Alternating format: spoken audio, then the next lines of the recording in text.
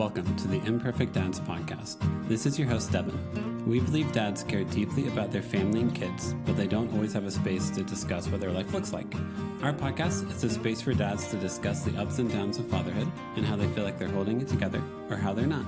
Thank you for joining us for this episode. This podcast is part of the Never a Face Network. Make sure to follow them on Instagram or go to the website neverafacenetwork.com. On this episode, we have on Ryan Dominguez from the band Tokyo Rose. We talk about becoming a father through adoption, going from being a musician to going back to school to being a teacher, how they got the band back together after 20 years, being a New York sports fan, going to baseball games with his son, what's different making music as a teenager versus it being in your 40s, playing shows and reconnecting with fans, and how he found time to be creative and write new music. Tokyo Rose's new album, Never Say Die, comes out on July 24th. Make sure to follow their Instagram, Tokyo Rose NJ, to find out information for where to buy the album and where to see them on tour. Just like one more thing. Dad, just start the episode. Oh, my bad. Hey, Ryan, welcome to an episode of The Imperfect Dads. Thanks so much for doing one. Absolutely. Thanks for having me. Sorry it took so long to get on. Oh, listen, man, are you a teacher? Is that right? Like your day job is a teacher? That's right. Yeah. Yeah. And you're in Eastern Standard Time. I'm on Mountain Standard Time. So when do you normally go to bed? Like, what's your normal bedtime? You know, we try to lights out at like 10:30. If my wife's also a teacher, so it's like we're like up at the crack of dawn. Yeah. So. Yeah. So now that it's summertime, I'm like, oh yeah, this makes a lot more sense as opposed to me being like, hey man, I know you worked a full day. You probably dealt with interaction all day long, got home, tried to connect with your wife and family. Now talk to a stranger half across the country. Let's do this. It's all good, man. It's there's so many threads to relate on. So yeah. How long have you been a teacher for? Kind of on and off for the last 15 years. You know, I took a couple years break. COVID happened. Mm-hmm. So, kind of came back to the classroom a little bit after COVID when, life came back. Yeah, that makes sense. And my friends who were teachers during COVID, I was not surprised when some of them decided to change careers going from like 2020 to 2022, just because it was a lot. So yeah, totally. It's a lot. Yeah. Yeah. It was like the kind of great reset or reassess button, you know? Mm-hmm. Yep. I honestly, so I have three kids. I have a 10-year-old daughter, 8-year-old daughter, and almost 5-year-old son. And my son was born in 2021 because of us sitting around and being like, hey, are we done? And like without COVID, I don't know if we would have slowed down enough to be like, hey, are we done growing our family? So yeah, man, I don't know. I'm intrigued to see how many books are written about the time of COVID and how everyone's experience was just so freaking drastically different. Yeah, completely. You know, I remember when World Cup was previously, they had like ads. I think it was like Heineken showing ads, like people having babies and stuff, because football. Yeah. Right. It's like how much of life is because of COVID now, Yep. Pretty much. Are you much of a soccer fan? So I married into it. I married a girl from the UK. So, kind of married into Liverpool supporting. That is the correct answer. I'm also a Liverpool supporter. And go Reds. Whenever your wife wants to hop on and talk about the coaching change that just happened in the last week, just flag her over and that'll be great. Absolutely. It's been a whirlwind, the last 18 months. Yep. It has been. Do you, one of my favorite things about soccer or watching soccer is it's such a chill thing to watch in the background while the kids are around. Like it's not like football and basketball, like, every 10 minutes, man, there's a commercial break or something like that. And my kids are living for the commercial breaks. For soccer, they kind of they just hang out. And I'm like, I like this so much more than the weird overstimulation that comes with commercials. So true. So true. You just kind of like lose, it kind of just fades into the background. But then when commercials hit, you're just like, what's happening? Mm-hmm. And it's very much all that sensory stimulation. It's like being in Vegas or Atlantic City or something. Yeah. Or Times Square. I mean, Times Square. Yeah, absolutely. it's also I think I'm good in Times Square for like 30 minutes. Then after 30 minutes, I'm like, I'm good. This is a lot. Good for life. Yeah. Basically. Have you Yeah. always lived in Jersey, or have you ever lived anywhere else? I've lived in Jersey, pretty much my whole life. We traveled a lot with the band, and then also kind of migrated through like job change and school, stuff like Mm-hmm. that, but mostly Jersey, yeah. Nice. Did you? I'm trying to think. What would your timeline be like? Were you in the band, then the band kind of took a break, and then you went back to school to like learn how to become a teacher or anything like that? That's exactly it. Okay, cool. Yeah. Yeah. I mean, a day job is helpful, man. Having consistent income and health insurance is not a bad thing. So, Not at all. Completely necessary. I was just talking with my wife. I'm dealing with an injury that I had sustained when I didn't have insurance. oh yeah. So I didn't know I had a broken foot. Actually, it happened on tour, so I like lived with it since then. Yeah. I had this limp. It's kind of like what's his Kevin Spacey's character from Kaiser Usual Soze. Suspects. Yeah. Yep. Exactly. Yeah. And like sometimes I can pretend I don't have it, but it always kind of wakes up and different times, and it's like, oh yeah, this happened because of that. Yep. Yep. And I'm sure it's great whenever, because I know you're getting back into the habit of like playing shows and playing music, right? Oh yeah. Yeah. So I'm sure you go Yeah. on stage and you're like, let's go full energy. And you're like, never mind. I'm going to jump on one foot a lot for this song. Totally, man. It's funny, being on tour, for like long weekends and playing with bands who are half our age or, a few years younger. It's like they can really go hard. I have to like rest. They can play probably, 10 shows in a row, and I need a nap Yep. in there. Yeah. I saw the Beach Boys play once while Brian Wilson was still alive. And Brian Wilson basically just parked behind that piano and just didn't move the entire time. And you know what? Yeah. Backing band carried the energy. Everyone sounded great. And I just looked at Brian. I was like, you're probably exhausted. So yeah, just sit down, man. You're Right. good. You'll be fine. Yeah. You're good. Rest on your laurels. Be good. What I haven't asked yet, how many kids you got, ages, all that good stuff? Yeah, so we have one. He's newly 10. And he is I was telling somebody earlier today, he's like a handful of joy and another handful of challenge, but aren't they all? Yeah. And totally worth it. He was born in 2016. So it's like we had considered whether or not to, he's adopted. We were considering adopting again and growing our family that way. But when COVID hit, kind of the world just, everybody hit pause on everything. So, yeah. Can I ask how old was he whenever you adopted her? Like what age was he? Yeah. 2 days old. Oh, okay. Dang. Okay, cool. Yeah, that's very young. Yeah. Yeah. We, he was born, and then 2 days later, he came home with us. That's awesome. Yeah. Can I ask what like the path to adoption can be a lot. Do you remember what yours was like? Do you remember of like the emotions and feelings around it, or what the story is with that? Yeah, 100%. I mean, we met kind of, I was like in my late 20s. It was after the band kind of fizzled out. And she's a bit older than me. She's 5 years older than me. And we got married, and we were like, okay, we want to start a family because we were a little bit older, and it didn't really pan out. Yeah. So then we both separately had adoption in our minds and in our hearts. And so we just, after being married for 5 years, we were like, okay, let's pursue this in earnest, and went with a local adoption agency here in Jersey, and the rest is history. Dude, that's so good. That's awesome. Yeah. Did you pick up your child at the hospital? Like, was it one of those scenarios? Yep. That's so cool. We met him. He was born on a Thursday. We met him on a Friday morning. Yeah. And we came back and took him home, brought him home on the Saturday morning.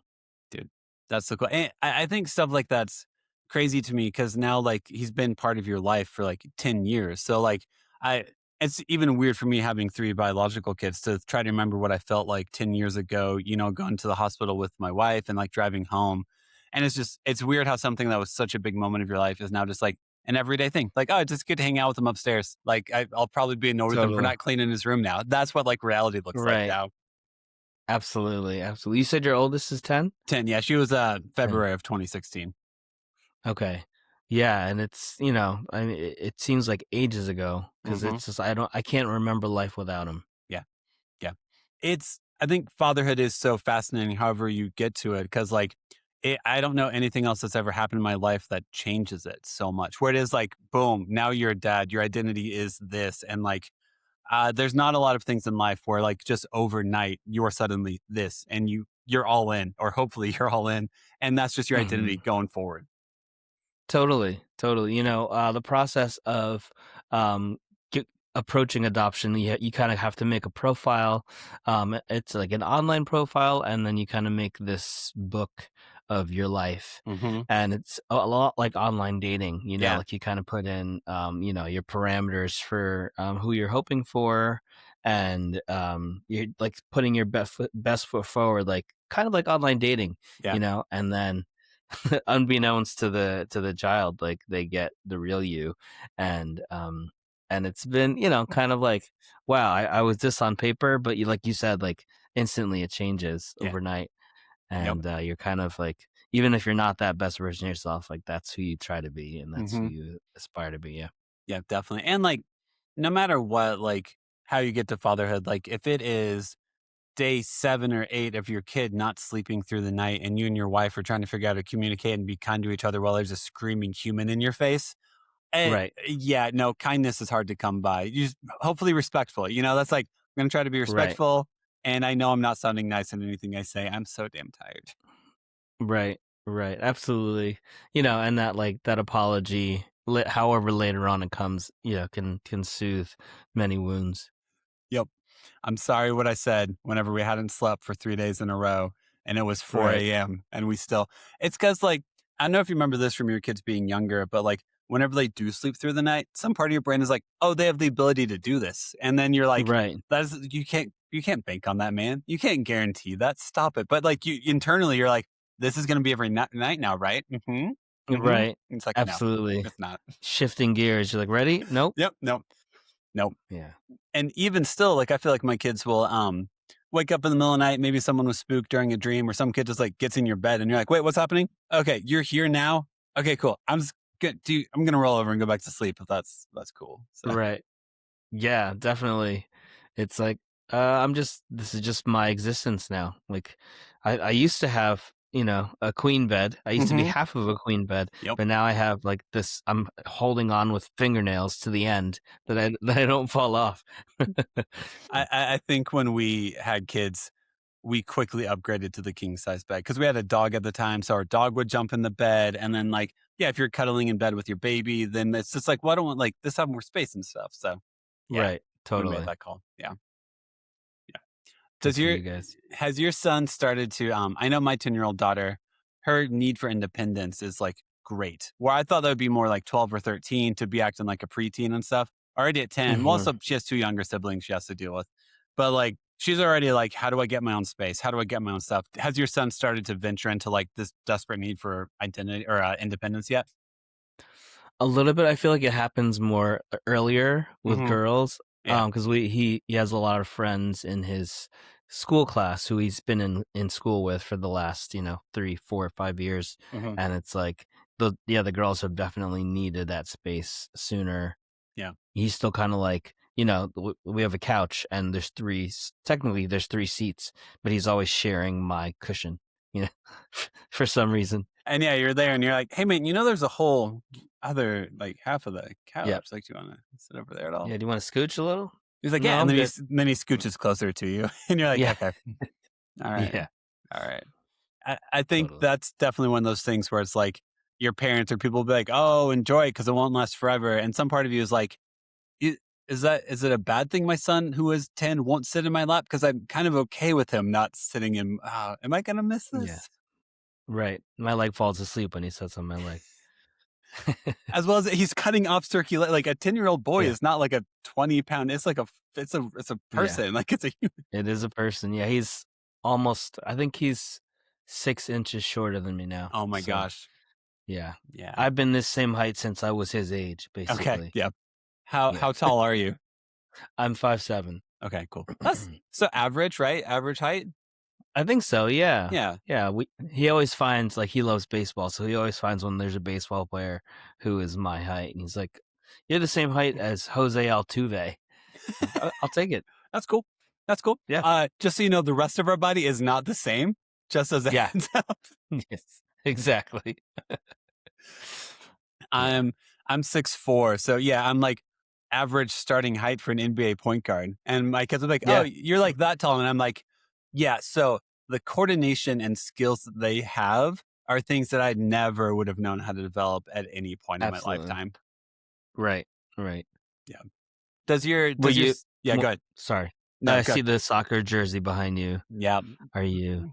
I'm a fan. Yeah, that's for I lived in Nashville for 18 years. So that Oh, was cool. for the their MLS team. It's a bunch of players signed it. So, Very cool. yeah. Do you guys ever cuz I guess do you go to any MLS games or any soccer games in town? I guess you have to go across the river or something like that, right? So the Red Bulls Yeah. are in New Jersey. We've been to a couple Red Bulls games, and so we're Mets fans, Oh, yeah. and they're building the NYCFC stadium right next to Citi Oh, Field. yeah. So we might convert. Gotcha. Yep. That makes sense. Are Yeah. you guys going to try I know pricing around World Cup tickets is freaking insane. Did you guys even try Insane. to get any tickets, or were you just like, I have to pay my mortgage. I'm not doing this. Yeah, that's exactly. We're like we can go around for some of the outdoor events maybe, Yep. and try to sneak into those because everything is shot up through the roof. Yeah. Yeah. Unless, man, I haven't scalped a ticket in forever, like, where you Mhm. walk around the stadium and stuff. But I'm like, now that everything's digital, like, how would this be like? Can I walk around a stadium and scalp ticket? I don't know how this works anymore. I'm too Right. old to figure this out. I'm good. Totally. Yeah. You'd have to like touch your phones together. Is it gonna I don't beam? trust this. No. No, I'm just already admitting my old man energy to be like, it's technology and I'm not going to trust it. It'll work. Not to me, it won't. Yeah, not to me. Without like sabotaging my bank accounts and stuff. Pretty much. Yeah. No, I'm excited for the World Cup. I think my kids are used to me making them watch a lot of soccer games during the summer, where now they're just used to it. Yeah, absolutely. World Cup, and you have the Euros. You have Champions League. You have Premier Yeah. League. Everything's Yeah. happening. So It is. It's really fun. Tell me a little bit about like getting the band back together and everything. Because did you guys break up like in the late aughts and like in the past year or two, right? You guys got the band back together. that's right. Yeah, we played our last official tour was the winter of 2008. Mm-hmm. And it was with Bayside, 4 Year Strong, and Stray Light Run. Oh, nice.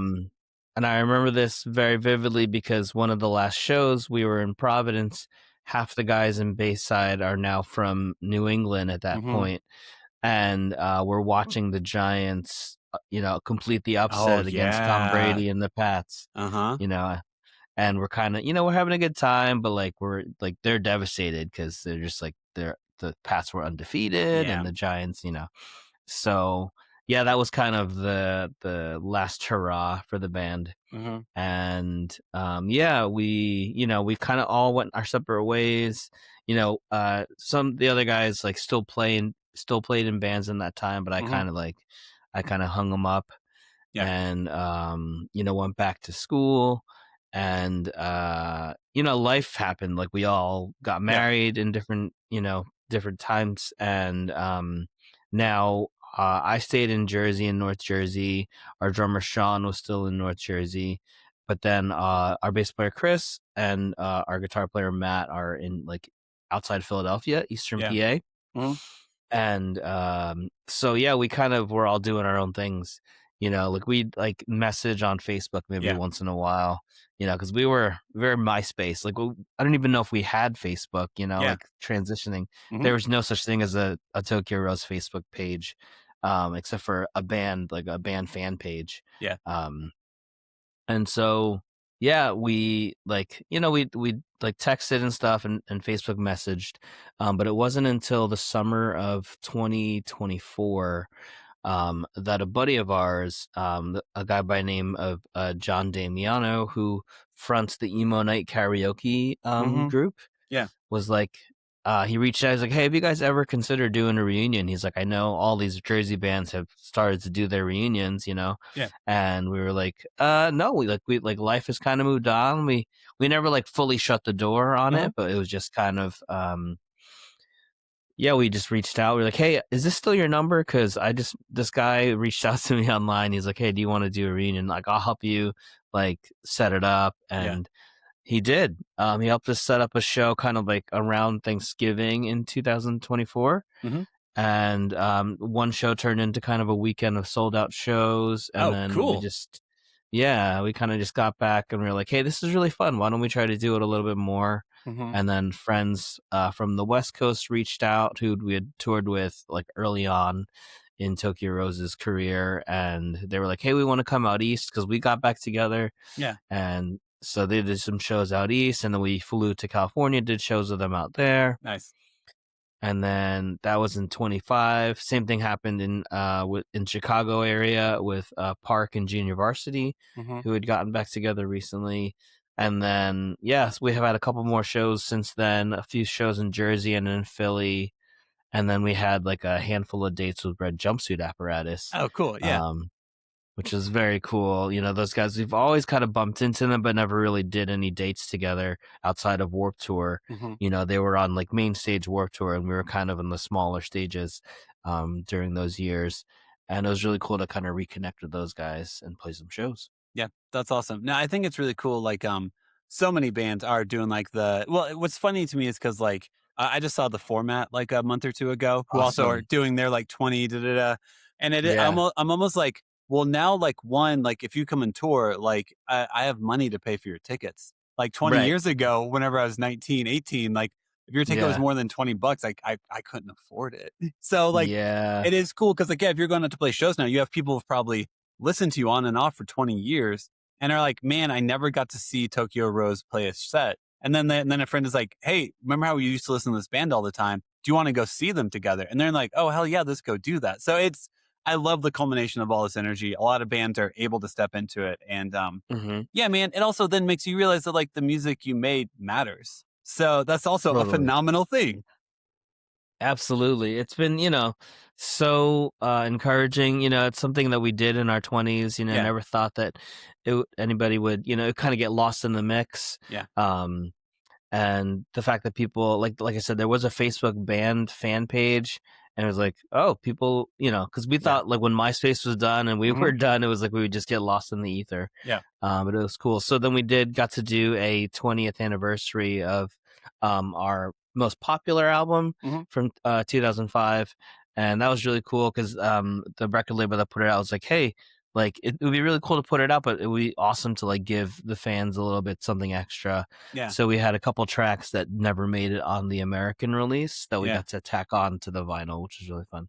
That's so cool. I genuinely just love like for a lot of bands like you guys that you can look up and realize the impact that you had. Because I'm a big fan of like the Get Up Kids, all these bands where like at the time you guys didn't get the respect, and then like you started to have families, you all kind of took a break or went in different directions. So like to watch so many of those bands from the Jersey scene, from Kansas City scene, get back together, and people would be like, "Yeah, I've loved your music for 20 years," and like yeah, you have stuff like Facebook now, Instagram, where fans can actually communicate a little bit easier versus like, yeah, MySpace. No, I wasn't in any fan pages on MySpace.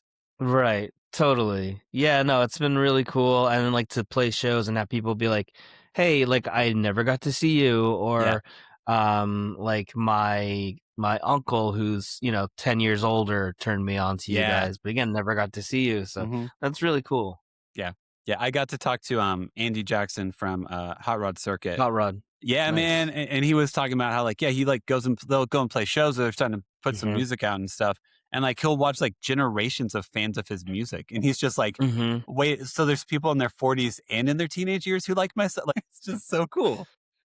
It's very cool, and big props to Andy. I mean, we love like we are huge fans of Hot Rod. Yeah. And then, you know, when he did Terrible Things with Fred. with Fred, who's been a dear friend of ours for many years. Yeah. It was very cool to see them kind of resurface. Yeah, it is. And like, I imagine all you guys or some of you guys are in like the same boat of like getting back together and just like, I don't know.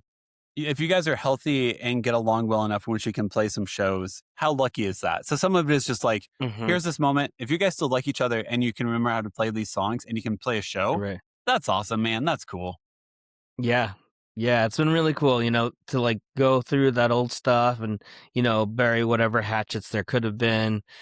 Time definitely heals a lot of those wounds. Mm-hmm. But then to like get to write new music Yeah. too, that's been really fun. Yeah. How was it to like get back into that mentally? Because like, I mean, you've got a kid now, you work a full-time job, which being a teacher is not that casual of a job. How was it to get Right. back into creative mental space to be like, hey, I'm going to start writing songs again? Yeah, I think it was just really being intentional about like setting aside time, Yeah. trying to write a little bit each day, trying to, spend a little bit of time just like fleshing out music. Mm-hmm. I haven't really been creative, in Yeah. many years. So to like dust stuff off from the vault, and then to like remember how to play my guitars, Mm-hmm. you know, because a lot of us, will like have gotten rid of that stuff. Yeah. You know, a lot of guys these days too, like travel with like a really small rig, Mm-hmm. a really small digital rig. So like Yeah. just trying to like get that all working, making sure it like, there's integrity to it. It's been fun. Yeah. I think Jake Snyder from Minus the Bear said, because they took a pretty Mm, long break, he sold a yeah. bunch of his pedals because he was just Right. like, all right, man, I'm switching modes basically. And like, I've just Right. got all these pedals sitting around the house. And now he's like, I wouldn't have sold all these Right. pedals. Totally. Totally. And now those pedals are, I just watched this video on My Bloody Valentine Yeah. and their rigs, their rigs were like in the 10,000s back Mm-hmm. then. So now they're like worth like 40 and Mm-hmm. 50,000 to try to Yeah. get those same pedals and all the Yeah. processors. So Yeah. yeah, Yep. I can feel that. Also, as someone who like studied music business, recording nerd, all that stuff, like I hear what you're saying with like you're trying to figure out how to tour, play shows now with what the modern age is. Whenever like in my head it is a half stack, you got the Marshall head stack, you got an orange head stack, you got 20 pedals in Right. front of you, and you're playing a 200-watt amp in a venue that holds 200 people. And it's like Right. you actually don't need this much power anymore. But some part of me feels like that's integrity. And it's like, no, Yeah. you're fine. Like adapt, you'll be Yeah. okay. Exactly. My back thanks me for going digital Yep. every time. Yeah. Yep. Dude, man, yeah, because I have some friends who, yeah, their pedal board is like a legitimate road case. It's a briefcase that probably weighs 150 pounds and has like Yeah. a self-contained power source also inside of it, stuff like Right. that. And I'm just like, Absolutely. this is a lot. Yeah, yeah. The band from California that we toured with back then and did a couple dates with out west, Beautiful Mistake. Their bass player played guitar for many years in a couple other bands, Mhm. but he uses the same exact rig for bass. Like it's Oh, like yeah. it's almost like two pedal boards, Yeah. and like the bass version of each pedal board Yeah. of each pedal. So he travels with both of them. It's huge. It's bigger than like the Edge's pedal Yep. board. Yep. Dude, that's insane. That's cool. I have always stayed away from guitar pedals a lot. I try to buy an amp in which I trust the sound of it Hmm. because especially having 3 kids, like I'm not going to, Yeah. how do I convince my wife like, hey, need another $300 pedal? And she's like, why? And I'm like, cause it's pretty. It's like, Right. that's not, I don't know. I could probably figure out how to have that conversation, but I don't, I feel silly even saying it in this moment, you know? Yeah, no, I hear you.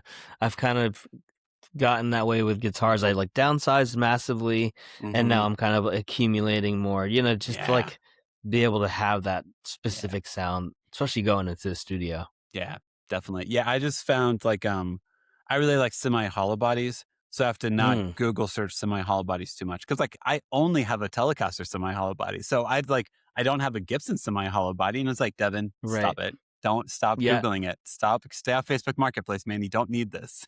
Oh man, I was on it today, like looking at a Les Paul with P90s because I've never had a Les Oh, Paul with yeah. P90s, Yeah. But what if yeah, and it's interesting because like in my head, I think the lie I can tell myself is, well, if I had this guitar, what could I create?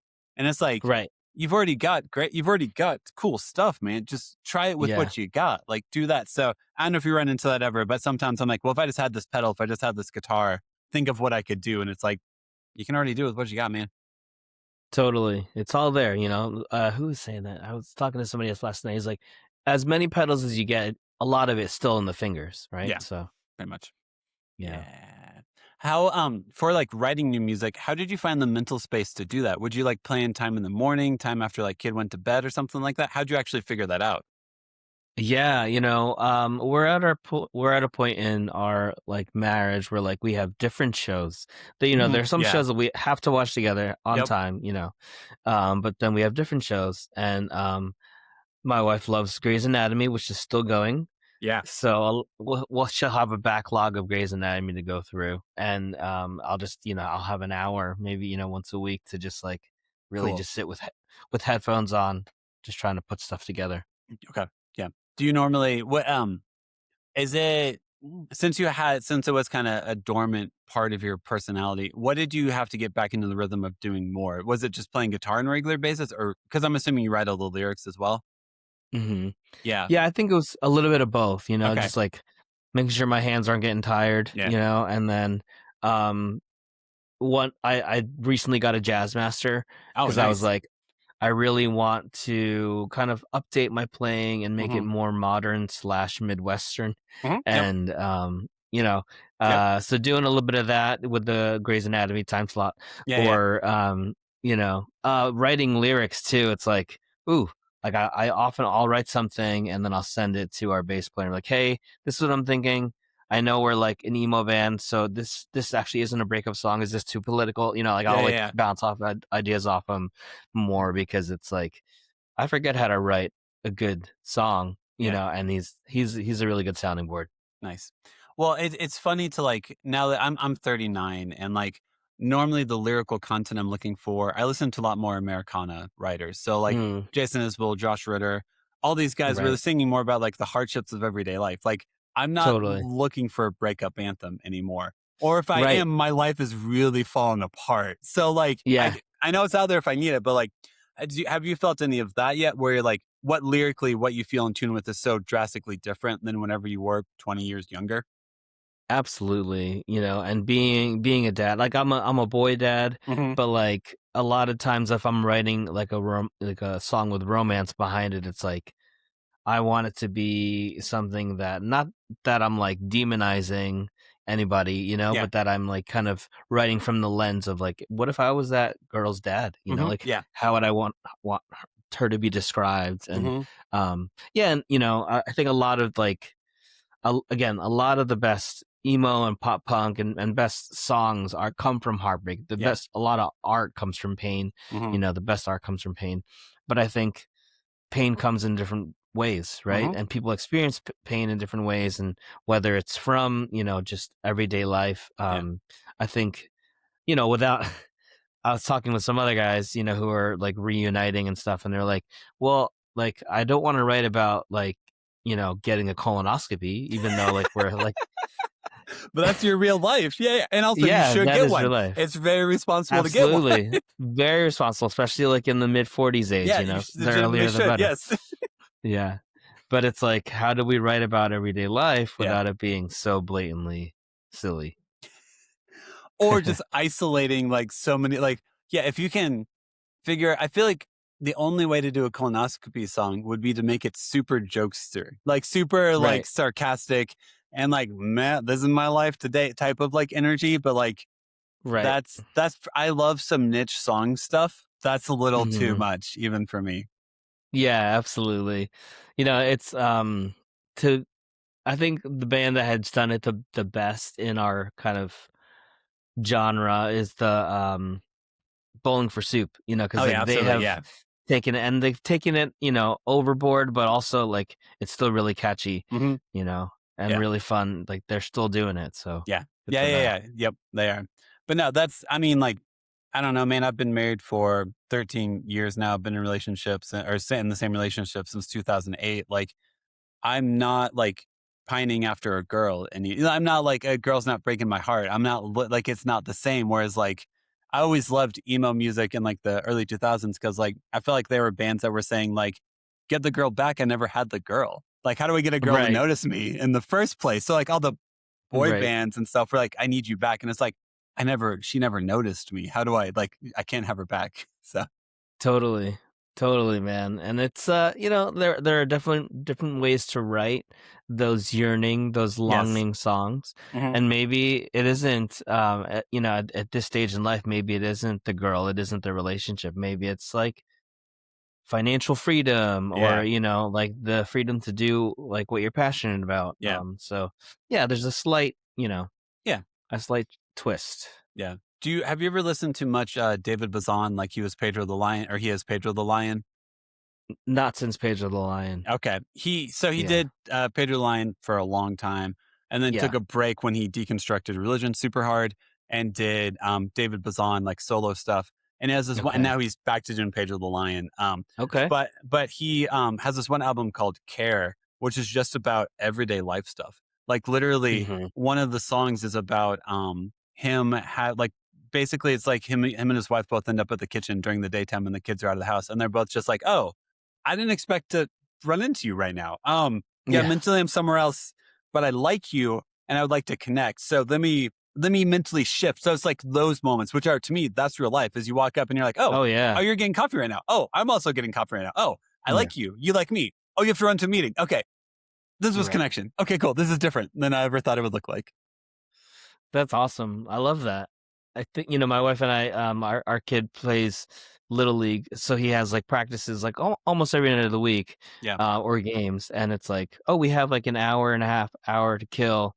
Like, why don't we just like get an ice cream and Yeah. sit and look at the water and Yeah. just reconnect, and it's like a little mini date, an Mhm. unexpected mini date.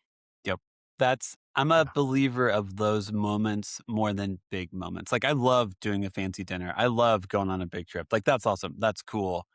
I got 3 kids. That's not realistic for me to do on Yeah, a regular basis. So I love the absolutely. everyday moments where you look at like we do our best like at the end of the day whenever kids are in bed, meaning like in their beds but not asleep still for like 3 hours, Yep. to like not turn the TV on until we've at least asked a little bit about each other's day. Cause it's so easy just to turn on the TV and not talk and just be like, we're good, Absolutely. right? I'll turn on a show. We'll be fine. And it's a Yeah. lot of intentionality to not lean into the comfort that can come with that. 100%. Absolutely. It can just be so routine Yeah. that yeah, you got to step out of it to connect and Yep. to really like retune. Hmm. Yeah, pretty much. But it is Yeah. also really fun to be at a point in marriage in which she's like, I need to watch Grey's Anatomy. And you're like, Yep. cool, I'm going to go play guitar for an hour. And you both are like, Yeah. this is good for both of us. Go do it. Yes. Absolutely. How's it feel to be like a baseball dad? Did you grow up caring about baseball or sports at all? Seems like your son's really into it. Yeah, I grew up a Mets fan, so for better or for worse, Yep. it's kind of made me who I am. And yeah, we're just he's like super into it. He's like into stats and Hmm. stuff and loves playing it. He knows more stats than I do at this point. Hmm. Um, so our summer vacation, we're both teachers, so our summer vacation is going to be going from Jersey to Pittsburgh, Yeah. and then Cincinnati and Chicago, seeing baseball games, and then some art galleries and architectural tours and stuff in Hmm. between, seeing family as well or Yeah. old friends, but mostly around baseball. That's cool. Have you ever done an architecture tour in Chicago? Like where you go in like the river and stuff? It's actually really No. cool. Yeah, that's what like a dream of my wife's. Yeah. So yeah, that's what we're gonna do this summer in Chicago, and then I get to go. We get to go to Wrigley on the 4th of Yeah. July, Yep. Oh, dude, and that's then cool. yeah, very cool. And then the Obama Presidential Library is open, Oh, and nice. my wife got us tickets for my birthday. Dude, So that's cool. yeah, Yeah. Have you spent much time in Chicago? I love Chicago. I grew up in Indiana, so like okay, we would go there. Like I've been to Lollapalooza. We would go there like every other year, something like that. So Chicago is like one of my favorite amazing. major cities. Yeah. I haven't spent too much time there. I mean, I've played many shows in Chicago and the surrounding area in the suburbs. Yeah. But no, not too much time. So I'm excited to, Yeah. see what we'll find. Yeah. If you do, the last time I did an architectural tour where you get on a boat and you go like through the city and stuff, it's like you Yeah. do a tour of like I don't call it canal, the river. I'm not sure. There's a correct term that a Chicagoan will correct me on. And then you go Okay. out on Lake Michigan and you see like, the pier, you see the skyline and everything. And then you come back in and it Sweet. is I feel so old, like looking forward to those things. But you know what? It's cool. It's legitimately cool. Absolutely. I mean, my wife is a huge Frank Lloyd Wright fan, and Okay. she studied architecture in undergrad, so it's very much like, yeah, it's a dream. So, and I'm Yeah. just gonna enjoy it because she's gonna enjoy it so much. Yeah. And if you're going to Wrigley, like Clark and Addison is kind of where Wrigley is. And like Clark Street is like Yeah. filled with restaurants. There's tons of stuff to walk around and see. And like I had a friend who lived in Wrigleyville for a while. So like we'd go to his Okay. house or his apartment, not his house. And then like just walk down the street and see if we could scalp tickets. Once again, 2010, 2011, 2012. I don't know how that Right. works anymore. Yeah. Yeah. I don't know. I think my wife has gone ahead and purchased tickets for that game because Yeah. it's 4th of July. Mm-hmm. But yeah, like we're going to Pittsburgh, so we're gonna try to catch. I think it's the Reds are playing in Okay. Pittsburgh, and then we're not gonna see the Reds in Cincinnati because they're not home when Yeah. we're in Cincinnati. Yeah. But yeah, That's cool. I think it's really fun to like whenever your kids get into something to be like, you know what? It's summer. This is our time to do a vacation. Let's figure out something. And like going to like, I live in Denver. So like the Rockies aren't that good of a team, but like it's always fun to go to a sure. Rockies game because it's Oh an event yeah, and it's baseball's such a chill environment to be a part of from my experience with it. yeah, absolutely. And there's so many of the newer stadiums have like a kid friendly fan Yes. fest to do. Hmm. Yeah, that's exciting. Yeah, it is. For like playing shows and stuff, like how's that work with you? Like being a dad, do you try to like and working? Do you try to plan them more for like the summer? Are you still playing shows like while you're still working a job? While you're still like working a school schedule? So we try to keep it pretty local, like on a Yeah, weekend, and we haven't done too much where it's like overwhelming and we're not seeing our families. yeah, Um, yeah, we kind of reserve the kind of extended time for the summer. okay, Um, and kind of building it around each of our summer vacations.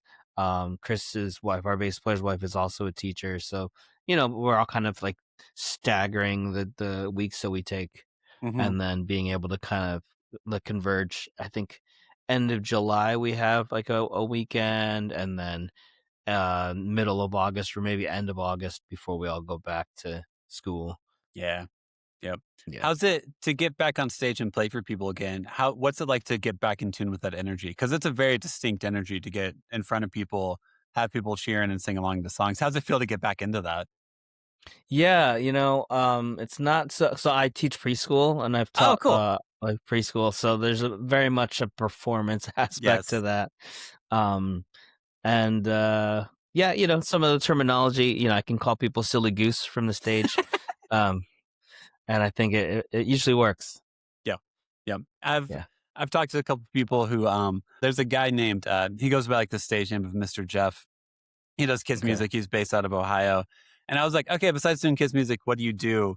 And he was like, well, I do like a wedding cover band because it pays pretty well. I was like, what's it like Right. going from playing for kids to playing for drunk adults? And he was like, Yeah. I probably shouldn't say this. It's not that different sometimes. It's not that different. Nope, absolutely. The attention span, yeah, for sure. Yep. You said, let's Yeah. jump, let's all jump. And everyone's like, yeah, jumping's a good idea. Yeah, let's do that. Let's do that. Right. Yep. Um, as far as like new music goes, did you guys release a new album? I want to make sure you have a chance to talk about like new music you just put out and everything. Have you Thank put out you. new music Yeah. recently? So yeah, we've dropped 2 singles from an EP that's going to come out later this summer. We back in January we released Something Sweeter, which was the first single off of the EP, and then in April we released Ugly Comes Out, and they're kind of sister songs. Like when I wrote those songs, I dreamed of them being two sides of a 7-inch. Yeah. And they're actually relationally based, about someone who you really had a thing for, and then the other side is like having been in a relationship with that person and seeing someone's true colors. Yeah. And our social media has talked about it a little bit, but it was intended to be a 7-inch, but when we had this opportunity to record an EP, we decided to put it on the EP. Yeah. And then there's 3 other songs that are going to join the EP, that are going to come out with the EP in July 24th. Sweet.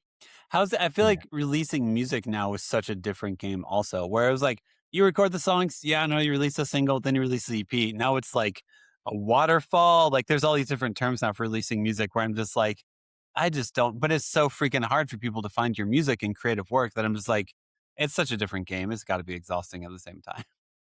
It's so tricky, and I think, because we're of a certain age, Yeah. like, we haven't really taken to social media the Yeah. way we probably should or the way that people say you should in this day, Yep. and age. So it's a little bit trickier. Yeah. Um, the label that we're going with is called Manic Cat Records, Hmm. and they're very much into like the kind of the old 2000s, late 90s, like punk and emo Yeah. aesthetic and kind of just principles of putting out like copies of music, putting out CDs, putting out Yeah. vinyl, and they will still go digital, but they understand that social media isn't going to be our foot in the door. Yeah. Like they have a couple acts who are a bit younger and like they're constantly on there, and props to them because Yeah. social media is a full-time job. It's a full-time You know, job. yeah, and not only is it a full-time job, but you kind of need somebody to have a full-time job documenting you Hmm. because like if you're going about your day, it's hard to do the selfie thing. Hmm. Um, and then on top of that, you have to edit and do all that fun stuff and post. So it's Yeah. yeah, it's tricky. It is. I'm with you. And I'm like, I'm always just like, I don't know, man. From speaking from a podcast standpoint, it's like, I think if you find this, you'll like it a lot. And that's all I really know. I'm sure you feel the same for your music. It's like, hey, I'm really proud of Yeah, this. And like, if you find this music, hopefully you like it a lot. And right, the algorithm's gods, please shine upon me today is basically the right, prayer I offer every day. absolutely, yeah. And if it doesn't, it was fun to do, and Yeah. yeah, Yeah. Pretty much. But it is, it's a very different game. And yeah, I know like people have like Substacks to promote it, or they'll do Substacks to do like the demos for the song and like all that. And I'm just like, if you're creating a community and people feel part of the community, that's awesome. That's great. It's real freaking hard these days. oh yeah. Yeah, and I think, the only way that we knew how to do it back then was to just be on the road, Yeah. 200 dates a year. Yep. So, yeah, we try to make a thing of it. If we play a show, like we're there, you know, from like as early as you can be there till closing, Yeah. and like we try to hang out with as many people as we can in that time. But it's because as much as you can be on socials, there is an essence missing, right? Yeah. There In the is. connection. There is. Yeah. Yep. Or yeah, what's the best way to put this? It's I know a lot of musicians who will do the video that's basically like, hey, I'm about to post a good video of me playing guitar because I want the algorithm to like me. Please know that Right. like just listen, like I would love for you to listen to my music and connect with it. And here's me being honest about like, here's the game I have to play. So like seriously, Totally. if you can buy a vinyl, if you can come out to a show, seriously, please Mhm. do. Because this is Right. how like I'm not even doing this because it's fun. I'm doing it because if I don't, the algorithm hides everything. Oh So yeah. like so just please notice me. And I hate whenever I have to live into the energy that's like, please just notice I exist. It's like, well, that's not a version of myself I want to be, but it's a game you got to play. Right. Yeah. 100%. So it's all fun. Um, okay, I'll probably start wrapping up. How I end every episode is ask every guest a series of 5 questions. They're pretty chill, and you have time to think about them. Awesome. Cool. So for the first question, this one I'm actually always fascinated to ask people who adopted their kid. Did you have any backup names for your kid? Or like what was the story of naming your child whenever you met him in the hospital before you took him home? Yeah. Uh, I was messing around with sounds and letters, and we had hoped to adopt anybody. Hmm. It was going to be either a girl or a boy. And we had the name Elizabeth Hmm. picked out for a girl, and we're both we're both Christians Hmm. and have studied the Bible quite a bit. And so we wanted the name of a prophet for the boy. We took Elizabeth from Jesus's birth story, his Hmm. aunt. Um, and then we were looking at Hezekiah or Ezra. Mhm. as major prophets and priests in the Bible, and we settled on Ezra. And when we met Nice. him, we were like, "You are Ezra, Yeah. absolutely." Yeah. I think Yeah. of all the prophet names, Ezra is the one that doesn't make people question if you're part of an Amish commune, Like Yes. Yeah. Yeah. Jedediah being one of them. Jedediah. I feel like Habakkuk, like there's Oh so many yeah. we're just like, I can't even tell you what happens in this Old Testament book, but here you Right. are being named Yes. after it. Absolutely. Ezra's an awesome name. I feel like it's I've met a couple Ezras now, and I'm like, oh, this is a cool name. So well done. Yeah. Cool. Um, Next question: do you have a favorite TV or movie dad, or one that comes to mind whenever asked that question? Oh, that's so Yeah. good. That is a great question. I feel like when I pictured myself as a dad as a kid, I always thought I'd be a cool dad. I Mhm. always thought I'd be like Danny Tanner or, um, who was the dad from Boy Meets World? Oh, I can't But think of it. Yeah. yeah, that guy. Or but now as I realize I'm a little bit like more strict. I'm more like Uh-huh. the dad from the Wonder Years. Yep. Um, you know, Yeah. Yep. yeah. And now that my kid's getting older too, it's like, am I more like the dad from that '70s show who's just like, Yeah. I can't believe you're this dumb, sometimes. Yep. It Yeah. is. Red Foreman is like, I feel like Red Foreman's the type of TV dad where like, I don't want to relate to how he parented, but I'm Right. totally relating to how he parented. Just being like, Right. why are you being such an idiot? And you're like, Yeah. oh, but sometimes you do need to hear that you're being an idiot. So I'm trying to love him. That's what I'm trying to Right. do. Right. Absolutely. That's all. I bet most dads go through that journey though, of like, I'm going to be cool. I'm not going to have any rules. And then you're like, well, I want you to be a decent person. So I have to set up boundaries and like things for you to like live within. And then you're like, oh, well, definition of a cool dad is a cool dad. He's cool with everything. Nothing matters. And it's Right. like, that's an Yeah. awful father. So, Yeah. Yeah. Too permissible. too permissible, man. Yep, pretty much. Um, Next question. Since you're a pre-K teacher, also, this will be a fun one. What's your replacement curse word? What do you say instead of cursing whenever you get really mad or like you stub your toe or something like that? Yeah. Oh, that's a good one. I think my son has picked up on this. Biscuits is one of them. Biscuits is good. Yeah. And I mean, I feel so Ned Flandersy, but it's got to be biscuits. Yeah. Oakley dokley. It's also Yeah. like in Bluey, it's the like replacement curse word in Bluey. They say, oh, biscuits all the time, which I think your son is too old for Bluey. Right. But trust me, biscuits is a consistent answer for this because of people saying, biscuits. Right. Yeah. Yeah, it works. Next question. What's like one of your favorite activities or like toys that you do with your son? So recently, this Christmas, he got Tetris board game, Yeah. which I didn't know existed. Yeah. I've seen like the backyard kind of rocking one, but this is like pretty much a grid and you Mm-hmm. drop the tiles in. That's been really fun, and it's been really cool to see his creativity and kind of working that out. We also just, he's such a baseball kid. We love just throwing the ball around, and Yeah. my favorite prompts of his growing up was like, "Hey, Dad, can you do what they do on the baseball like program?" And I'm like, "What is that?" He's like, just like talk baseball really fast. So he gets me to like be the commentator. That's And like, amazing. yeah, it's really fun. I'm like, here's Ezra's windup. He's walking up to the mound. Here he is. He looks Right. off the first baseman. Like that's Yeah. awesome. Yeah. I love whenever like those moments happen because it's like your kid creating a role for you to play in a game. And I feel like whenever a kid is like, play with me, I'm like, what is that? Like how I don't know. And like whenever they're Right. like, be the commentator for the game, I'm like, oh, I got this character. Let's do this. Yeah. Let's do it. That's awesome. Yeah, I try to do my best Bob Euchre, but I don't really have it. No, I don't either. Yeah. Or like, and even trying to do like a Harry Carey voice is just offensive to the memory of Harry Carey. Right. Rest in power. Rest in power, man. Yeah. And then last question. What's like, if you had to give someone parenting advice or like advice about being a dad or anything like that, what's like a reflection you'd want to communicate to them or something you'd want to tell them? Take it easy. Like, it's not that serious, Yeah.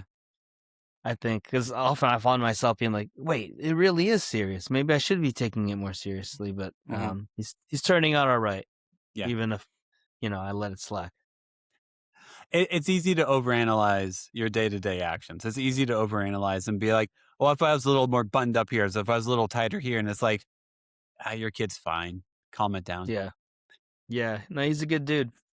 Yeah. Turned That's into be awesome. a pretty good dude. Yeah. That's cool. But is he also a Mets fan though? He is, which I've Yeah. apologized to him about. It's like you were born into it, just the same way I'm a Liverpool fan, Oh, married man. into it. But at least Liverpool knows how to win. That's the, so that's, when was the last time, when was the last time the Mets won a World Series? Not since 1986. Yeah. Yeah. You've been in Yeah. like 2 or 3 since, a couple. Yeah.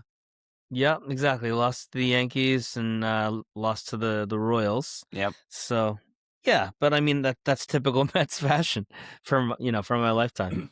Yes. Are you guys excited for the Knicks? Because isn't the final start or did that game already start? Man, I haven't even looked at it yet. I got to get up on that. I think it just started, and we are excited. It's been since. So in my memory, it's we had 93 or 94, and then we had 99. Yeah. I was a big Knicks fan in 93, 94. You had to be if you were gonna rival Michael Jordan, and Yeah. So I think it's just been pain there too, and they Mhm. wear the orange and blue as well. So I've tried not to share the Knicks fandom with him because I don't want him to be too downtrodden. Yep. I'm originally from Indiana, so last year watching the Pacers was one of the most ridiculous and heartbreaking, devastating things I've ever watched in my life. So I'm just gonna say that seeing how the Pacers beat the Knicks the last 2 years in the postseason, this has to be your year. Wemby is a monster, but if you guys don't do it this year, I worry if you'll ever be able to do it. So fingers crossed. Yeah, the Spurs deserve to be here. That's been hard fought, but I don't know. The Knicks have something this year. They can put their foot on the gas and hopefully keep it on the gas. Yeah. And honestly, for Mike Brown to finally win a championship as a head coach, dude has put in the work. I would love to see him actually get a championship. Yeah, he deserves it. He does. Anyway, besides Knicks basketball and stuff, last thing is just moment for self-promotion. So if we want to find your music, Instagram, anything like that, just do some self-promotion more than you already have, Yeah, thanks. We are on the socials. It's at Tokyo Rose NJ. There have been, I want to say, a dozen Tokyo Roses throughout history of music and recorded audio. So we are not the first, but so to kind of define and distinguish ourselves, we've been Tokyo Rose and Jay for most of the band's life. So we're just that on the socials, Insta, on YouTube, on TikTok, which we don't frequent, but we will post from there. We've done we've done a good amount of podcasts. Thanks to everybody for listening. Yeah. Riverside's such a fantastic platform. So easy. Too. It's so convenient. Thanks for sharing your story with me. Thanks for letting me talk to you about fatherhood, music, creativity, and all that. Dude, thank you so much. I really appreciate it. I'm glad we got to do it because I know it was timing and everything. Yeah. I just heard my family walk back in from the playground, so I'm going to go see what chaos awaits me upstairs. Cool, man. Devin, thank you so much. Dude, thank you, Ryan. I really appreciate it, man. Awesome. Take care. Have a good one. Bye. You too. Bye.